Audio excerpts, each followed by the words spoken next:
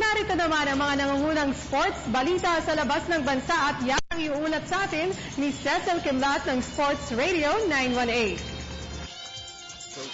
Sa football, pumanaw na si dating NFL head coach at defensive coordinator Buddy Ryan sa edad na 85. Nag-coach sa NFL sa loob ng 26 na season si Ryan na nakilala dahil sa pagbuo niya ng top defenses sa football na nakasentro sa paggawa ng habok sa playing field.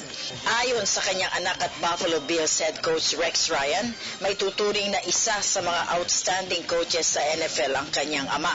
Hindi naman inanunsyo ng pamilya ang sanhi ng pagpanaw nito.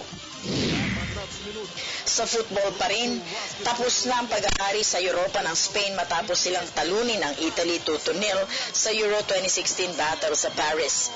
Nakabawi ang Italy sa kanilang 4-0 Final Four loss sa Espanya ilang taon na ang nakalilipas para makabook ng quarter-final match kontra world champion Germany.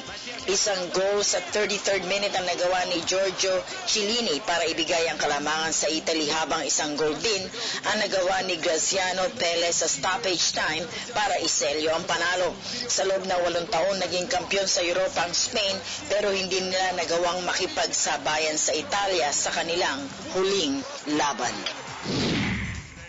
Sa baseball, naitala ng Cleveland Indians ang kanilang ika-11 sunod na panalo kontra Atlanta Braves sa majors ng Major League Baseball. 8 outstanding innings ang naitos ni Corey Kluber para ibigay ang 5-3 victory para sa Indians. Nakakuha si Kluber ng no-hit bid sa 6th inning at nangailangan lamang ng 87 pitches para makapasok sa 8th inning. Ang 11-game winning streak ng Indians ang ika-4 na longest single-season streak sa franchise history at ang longest winning streak mula 1982. Pero ayon din sa kasaysayan, ng panahong nakagawa ng 3 longest winning streak ang Indians, taong 1922, 1942 at 1951, hindi sila nakapasok sa playoffs. Para sa PTV Sports, Cecil Kimlat, Sports Radio 918.